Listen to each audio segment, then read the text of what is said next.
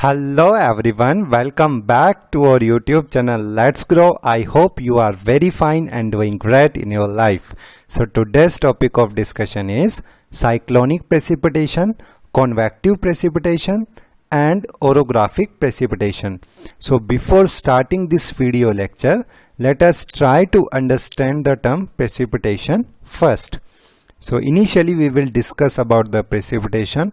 Although precipitation is a very general term and most of you are well aware about this term, but we will go into deep and we will see what are the various environmental factors which are responsible for the precipitation event to occur over a catchment.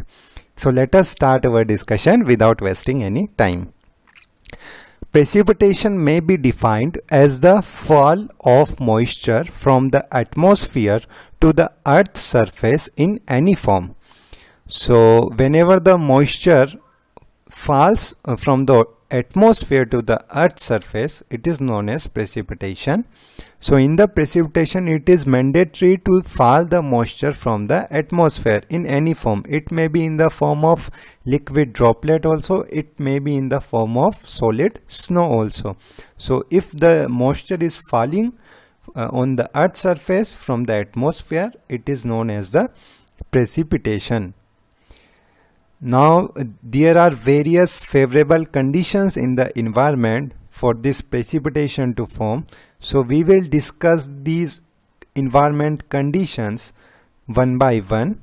So, for precipitation to form, it therefore necessary to have the following favorable conditions in the environment. So, these are some conditions which need to be occur or need to be satisfied in the environment in order to occur a precipitation event. So let us start discussing it one by one.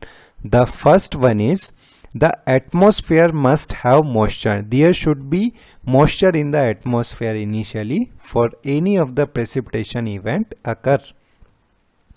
The second condition is there must be sufficient nuclei or particles present to add condensation over them. So what is the term condensation means?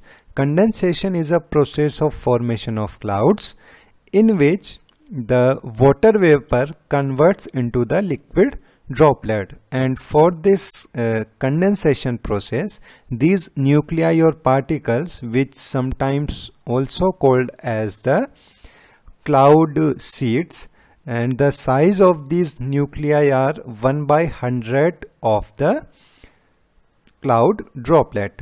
So these are all about the condensation process and how these nuclei or particles are mandatory to present in order to formation of clouds, because whenever the condensation process occur or water vapors or liquid droplet is there, they need some particles or microparticles so that they can bind together it in order to form a drop. So these nuclei or particles should be there so that all those water droplet or water molecule may get attached to it to form the cloud.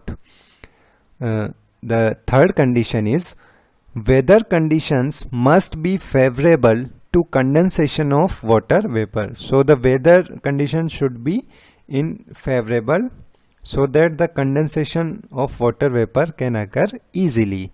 The fourth is the products of condensation must reach to the earth. Whatever product is there for the condensation process, after the completion of condensation process, it may be snow also or it may be a drop also. So it should reach on the earth's surface. Now we will start our discussion with the term cyclonic precipitation. Cyclonic precipitation is caused by the lifting of an air mass because of the pressure difference. So cyclonic precipitation, the pressure difference is responsible for the occurrence of this cyclonic precipitation, and in this cyclonic precipitation the air mass lifted because of the pressure difference. And how it occurs?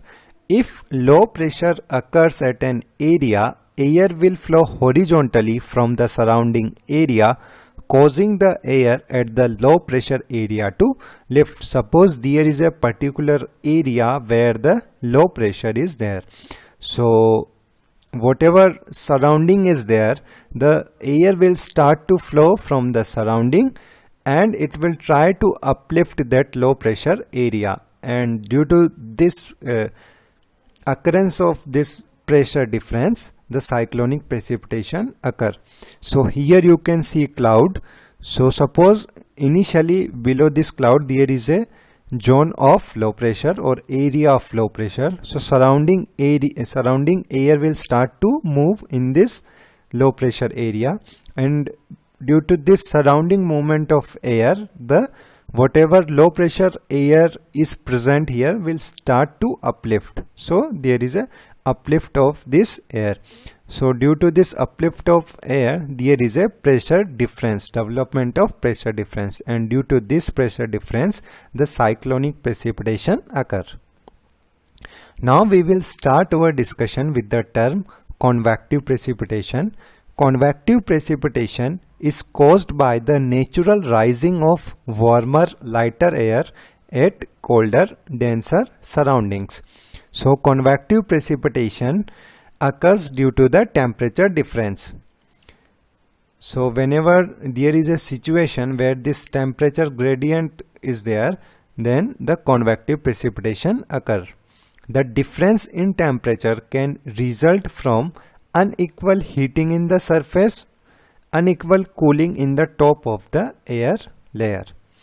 So this is the diagram for convective precipitation. Here on the surface, if this is warmer air, this warmer air will try to uplift from here and it will move here. So and the surrounding colder air will try to come here. So due to this, the temperature gradient will develop because of the warmer air at upside and downside there is a cold air. So due to this, the convective precipitation occur. Now we will start our discussion with the term orographic precipitation. Orographic precipitation is caused by moist air masses which strike some natural topographic barriers like mountains, causing rise up, condensation and precipitation. So here in this image you can see this is the moist air or clouds are coming from this side, and due to this barrier which is mountain here, the cloud will strike here and it will precipitate all of the water which is holding by this cloud. So this is the orographic precipitation. This greatest amount of precipitation falls on the windward side, and the leeward side often has very little precipitation.